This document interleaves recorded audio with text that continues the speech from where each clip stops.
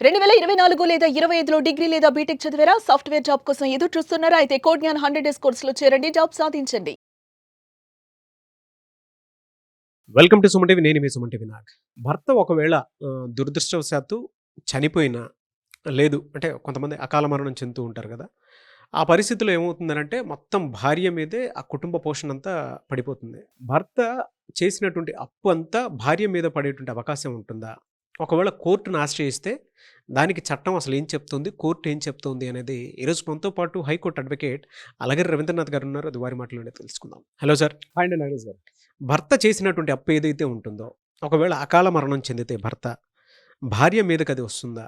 భార్య దాన్ని తీర్చాల్సినటువంటి అవసరం, బాధ్యత రెండూ ఉన్నాయా? ఒకవేళ అంటే ఇప్పుడు కొంతమందికి ఏంటంటే అసెట్స్ ఉంటాయి. కొంతమందికి అయితే ఏ అసెట్స్ ఉండవు. ఇంకా కష్టపడి కుటుంబ పోషణే కష్టమైపోతున్నటువంటి వాళ్ళు ఉంటారు. అప్పులోళ్ళు వచ్చి మీద పడిపోతూ ఉంటారు. దాన్ని ఎట్లా హ్యాండిల్ చేయాలి? కోర్టుకి వెళితే, కోర్టుని ఆశ్రయిస్తే ఎలాంటి తీర్పు ఇచ్చేటువంటి అవకాశం ఉంటుందంటారు అసలు? ముందుగా మిమ్మల్ని అభినందించాలి నాగరాజ్ గారు. సమాజంలో సున్నితమైనటువంటి చిన్న విషయాలను కూడా మీరు వెలుగులో తీసుకురావడం కోసం మీరు చేస్తున్న కృషి చాలా అభినందనీయం. ఇది నిజంగా చాలామంది తెలుసుకోవాల్సిన, ప్రతి మహిళామని తెలుసుకోవాల్సినటువంటి ఒక పాయింట్ ఇది. చాలామంది సఫర్ అవుతుంటారండి, బయటకు చెప్పుకోలేరు. భర్త మీరు అన్నట్టుగా అకాల మరణం నుంచి చెంది ఉండొచ్చు, లేకపోతే ఏదైనా సందర్భాల్లో అపస్కాండ్ అయిపోయి ఉండొచ్చు. అంటే అప్పుల వాళ్ళ మీద పడి ఏమి చెయ్యాలో దిక్కు తోచున్న పరిస్థితిలో ఆ అప్పుల వాళ్ళు వచ్చి మీద పడిన సందర్భాల్లో ఎలా తప్పించుకోవాలో తెలియకుండా కొన్ని సందర్భాల్లో భర్త అబ్స్కాండ్ అయిపోతాడు. కొన్ని సందర్భాల్లో భర్త సూసైడ్ చేసుకొని చనిపోవడం, లేదా న్యాచురల్గా మీద జరిగి మిస్ అయిపోతాడు. సో ఆ ప్లేస్ ఏదైతే ఉందో ఆ ప్లేస్ని ఎవరు భర్తీ చేయలేరు. ఇక్కడ కనిపిస్తుంది అప్పుల వాళ్ళకి ఎవరు కనిపిస్తారు? బ్యాంక్ వాళ్ళు కావచ్చు, లేదా ఇండివిజువల్గా పర్సనల్గా లోన్స్ ఇచ్చిన వాళ్ళు కావచ్చు. ఎవరైనా ఈమె మాత్రం ఇక్కడ స్క్రీన్ మీద కనిపిస్తుంటుంది. ఇటువంటి సందర్భాల్లో ఈమె పూర్తిగా దీనికి లయబిలిటీ ఉంటుందా? అంటే ఈమె పూర్తిగా బాధ్యత వహించాల్సిన అవసరం ఉంటుందా, ఉండదా? ఆ మధ్య మనం చూసాం కాఫీ డే ఇష్యూలో కూడా ఇదే జరిగింది. అతను కూడా ఏం చేశాడంటే ఆ అప్పుల యొక్క బాధ తట్టుకోలేక ఆయన పరిగెత్తు వెళ్తూ నేత్రావతిలో చనిపోయాడు. చివరికి భార్య ఆ 650 కోట్ల అప్పును కూడా తీర్చడం కోసం ముందుకు వచ్చింది. మనం చాలాసార్లు వీడియోలో కూడా మనం చూసాం. ఇది అందరికీ తెలిసిన విషయమే. ఇది పెద్దవాళ్ళు కాబట్టి ప్రతి ఒక్కరికి వీడియోలు తెలుసుకున్నాం. కానీ ఈరోజు ఒక సామాన్య మధ్యతరగతి మహిళ ఆమె కట్టుబట్టలతో ముందుకు వచ్చేస్తుంటుంది. ఈ పుట్టింటి వారు కూడా ఆమెకి సపోర్ట్ చేయరు. అలా అని చెప్పి పిల్లల్ని చూస్తే చంటి పిల్లలు, ఇంట్లో చిన్న చిన్న పిల్లలు, ఆడపిల్లలు ఉంటారు, 2 ఆడపిల్లలు, 3 ఆడపిల్లలు ఉంటారు. ఒక్కోసారి ఆ పిల్లల్ని చదివించుకోవడానికి కూడా స్కూల్ ఫీజులు కూడా కట్టలేని పరిస్థితి, ఒక దుర్భర స్థితిలో ఉంటారు. ఈ సమయానికి దొరికిందే అదనుగా మొత్తం అప్పుల వాళ్ళ మీద పడిపోయి మాకు ఇస్తావా చస్తావా అని చెప్పి ఆమె మీద అటాక్ చేయడం చూస్తాం. అటువంటి సందర్భాల్లో చట్ట ప్రకారంగా ఆ మహిళకి ఏమైనా హక్కులు ఉన్నాయా, చట్ట ప్రకారంగా ఆమెకి ఏ రకమైన హక్కులు ఉన్నాయని మనం తెలుసుకునే ప్రయత్నం చేద్దాం నాగరాజ్ గారు. అలాగే ఇక్కడ ఈ విషయంలో ఎలా అంటే మొత్తం అప్పుల్ని మనం 3 పార్ట్స్గా డివైడ్ చేయాలి. టోటల్ అప్పుల్ని 3 పార్ట్స్గా డివైడ్ చేయాలి. నెంబర్ 1 పర్సనల్ అప్పులు. అంటే ఎవరైతే ఆ భర్త చనిపోయిన అబ్స్కాండ్ అయిపోయిన వ్యక్తి ఎవరైతే ఉంటారో అతను తన పర్సనల్ విషయం కోసం చెప్పి, అంటే పర్సనల్ అంటే తన ఏదో వేరే లోన్స్ కట్టడం కోసం అని చెప్పో, లేకపోతే తన వ్యక్తిగత అవసరాల కోసం అని చెప్పో, లేదా ఇతరత్ర తన ఫ్రెండ్స్కి ఇవ్వడం కోసం చెప్పో, కొంతమంది ఇంట్లో చెప్పరు ఆ విషయాల్ని. ఎవరో ఫ్రెండ్స్ కోసం చెప్పి వీళ్ళు ముందే వెళ్ళిపోయి ఆ అప్పులు తీసుకొచ్చి ఆ ఫ్రెండ్కి సపోర్ట్గా వీళ్ళు సపోర్ట్ చేస్తుంటారు. తన పర్సనల్ విషయాల మీద, అంటే వ్యక్తిగత రుణాలు అంటారు వీటికి. ఏదో వెహికల్ కొనాలనో, కారు కొనాలనో, ఇతరత్ర దేనికి సంబంధించినటువంటి వాళ్ళ వ్యక్తిగత రుణాలని ఒక కేటగిరీ కింద డివిజన్ చేయొచ్చు. రెండవది కుటుంబ అవసరాల నిమిత్తం. కుటుంబం అంటే తన ఫ్యామిలీని పోషించుకోవడం కోసం చెప్పి, లేకపోతే తన పిల్లల్ని చదివించుకునే ఉద్దేశంతో, ఇతరత్ర తన నెసెసిటీస్ అంటారు, వీటి కోసం, కుటుంబ అవసరాల కోసం అన్నది కొన్ని రకాలుగా అప్పులు చేసే ప్రయత్నం ఉంటుంది. మూడవది జాయింట్ లోన్స్ అని అంటాం మనం. జాయింట్ లోన్ అంటే ఆ బ్యాంకుల నుంచి కానీ, లేకపోతే ఆ పర్సన్ దగ్గర ప్రామిసరీ నోట్లు రాసే దగ్గర వీళ్ళు ఏం చేస్తుంటే భార్యాభర్త ఇద్దరు కూడా సంతకాలు పెట్టే పరిస్థితి వస్తుంది. ఇలా మొత్తం ఉన్నటువంటి అప్పుల్ని మనం 3 కేటగిరీస్గా డివిజన్ చేసుకోవచ్చు.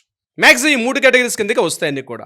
సో 3 కేటగిరీస్ కింద డివిజన్ అయినప్పుడు ఏ సందర్భాల్లో ఈవిడ లైబిలిటీ ఉంటుంది, ఏ సందర్భాల్లో లైబిలిటీ ఉండదు. ఇక్కడ మనం లీగల్ సెక్షన్స్ గురించి మాట్లాడుకుందాం. అడాప్షన్ అండ్ మెయింటెనెన్స్ యాక్ట్ 1956 ప్రకారం అందులో సెక్షన్ 18 స్పష్టంగా చెప్తుంది, ఒకవేళ భార్యాభర్తలు విడిపోయినా లేకపోతే ఇతరత్ర అయిన సందర్భాల్లో తన భర్త నుంచి మెయింటెనెన్స్ అడిగే హక్కు ఉంటుంది తప్ప ఎట్టి పరిస్థితుల్లో కూడా భర్త యొక్క అప్పులకి ఈవిడికి కొన్ని పరిస్థితుల్లో, కొన్ని సందర్భాల్లో మాత్రం ఈవిడ లయబిలిటీ కాదు అని స్పష్టంగా section 18 adoption and maintenance act అని చెప్పి సెక్షన్ 18 ప్రకారం స్పష్టంగా చెప్పడం కూడా జరిగింది.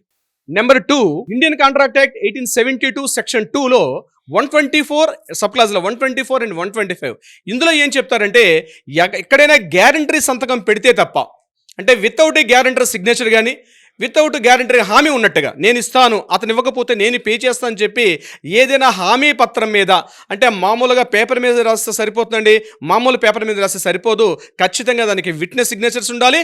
అక్కడ రెవెన్యూ స్టాంప్, అట్లీస్ట్ ఒక రెవెన్యూ స్టాంపు, ₹1 ఖరీదు చేసే రెవెన్యూ స్టాంప్ ఉన్న చోట ఆ రెవెన్యూ స్టాంప్ని క్రాస్ చేస్తూ ఉన్నటువంటి గ్యారంటీ సిగ్నేచర్ మాత్రమే, అటువంటి సందర్భాల్లో మాత్రమే ఆ లైబిలిటీ ఉంటుందని స్పష్టంగా ఇప్పుడు నేను చెప్పినటువంటి ఇండియన్ కాంట్రాక్ట్ 1872 యాక్ట్ ప్రకారం మనకి స్పష్టంగా తెలుస్తుంది.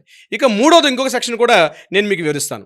Family necessities and doctrine act అని ఒక యాక్ట్ ఉంది.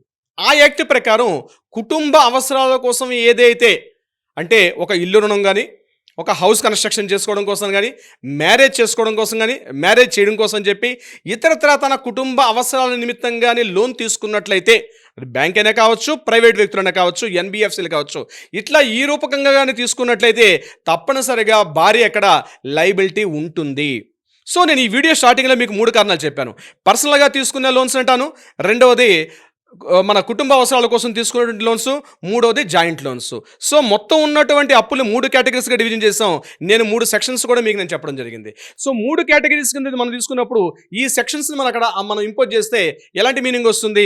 వ్యక్తిగతంగా చనిపోయిన భర్త కావచ్చు, లేకపోతే అబస్కాండ్ అయిన కావచ్చు, అటువంటి సందర్భాల్లో తన పర్సనల్గా తీసుకున్న ఎటువంటి లోన్ మీద కూడా భార్య ఎట్టి పరిస్థితుల్లో కూడా లైబిలిటీ కాదు. తను చెల్లించాల్సినటువంటి అవసరం లేదు. అంటే తను తీసుకున్నటువంటి ఒక కారు ఈఎంఐ కట్టాలి, లేదా ఒక హౌసింగ్ లోన్ తీసుకోవాలి, ఆ హౌసింగ్ లోన్ కావచ్చు, ఇటువంటివి ఏవి కూడా తన వ్యక్తిగతంగా తీసుకున్నటువంటి లోన్స్ మీద భార్య లయబిలిటీ ఉండదు. ఇది గుర్తుపెట్టుకోవాలి. నెంబర్ 2, కుటుంబ అవసరాల నిమిత్తం హౌస్ నెసెసిటీ కోసం అని చెప్పి రెండోది నేను ఇంట్రడ్యూస్ చేశాను.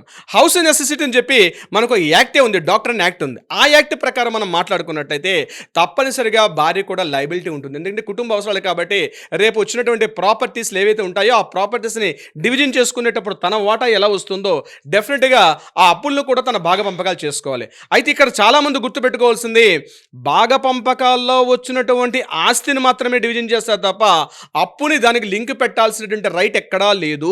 అది కోర్టు మాత్రమే అటాచ్మెంట్ పెడుతుంది. ఎవరైనా బ్యాంకింగ్ సెగ్మెంట్ కానీ, లేకపోతే ఎన్బిఎఫ్సిస్ కానీ, అదిగో మీకు ఇంత ఆస్తి వచ్చింది కాబట్టి మా ప్రాపర్టీ మాకు కట్టండి అని చెప్పి డెట్ రికవరీ ట్రిబ్యునల్కి వెళ్ళి ఆ ప్రాపర్టీ ఇచ్చారు కాబట్టి ఆ ప్రాపర్టీని మేము అటాచ్ చేసుకుంటుంటే కుదరదు. కోర్టు ద్వారా మాత్రమే అటాచ్మెంట్ చేసుకున్నాం. అంటే వాటా పంపకాలను అడిగే హక్కు లేదు. ఆమెకు వచ్చిన ఇన్కమ్ మీద మాత్రమే అప్పు తీర్చే అవకాశం ఉంటుంది తప్ప ప్రాపర్టీ మీద అప్పు తీర్చే హక్కు మాత్రం ఆమెకి లేదు. అది గుర్తుపెట్టుకోవాలి. ఇది నెంబర్ 2ది. ఇక నెంబర్ 3 మాట్లాడాం, జాయింట్ లోన్స్ గురించి మాట్లాడాను. జాయింట్ లోన్స్ అంటే అక్కడ ఇద్దరు సంతకాలు పెట్టి ఉంటారు, ఇద్దరు సిగ్నేచర్స్ పెడతారు, ఇద్దరు జాయింట్ లోన్ తీసుకుంటారు కాబట్టి తప్పనిసరిగా అపోనెంట్ ఎప్పుడైతే మిస్ అయ్యారో ఆపోజిట్గా సెకండ్ పర్సన్ కూడా లయబిలిటీ ఉంటుంది. ఈ రకంగా మనకి అప్పుల మీద భర్త కనిపించకుండా పోతే భార్య టెన్షన్ పడిపోయి అల్లకల్లోలం అయిపోయి ఏం జరిగిపోతుందని ఎలా చెయ్యాలో వాళ్ళు వచ్చిన ప్రజలను తట్టుకోలేక ఉండాల్సిన అవసరం లేదు. చట్టాలు మన వెంబడున్నాయి. ఆ చట్టాలు తెలుసుకోవడం మన బాధ్యత. అక్కడ ఉంది, దాన్ని తెలుసుకోవడం మన బాధ్యత. పక్కనే ఒక నీరిచ్చినటువంటి ఒక మంచినీటి కుండ ఉంది, దాన్ని వాడుకుంటేనే మనకి దాహం తీరుతుంది. చట్టాలు కూడా అంతే, మన అవసరానికి అనుగుణంగా చట్టాలు ఉన్నాయి. బట్ ఏది కరెక్ట్ ఏది రాంగ్ అని చెప్పడానికి ఒక సరైనటువంటి అడ్వకేట్ని అప్రోచ్ అయితే ఆయన మీకు క్లియర్గా విడమర్చే ప్రయత్నం చేస్తారు. నాగరాజ్ గారు, thank you so much for the information. అలాగే రవీంద్రనాథ్ గారు, thank you so much Nagaraj గారు.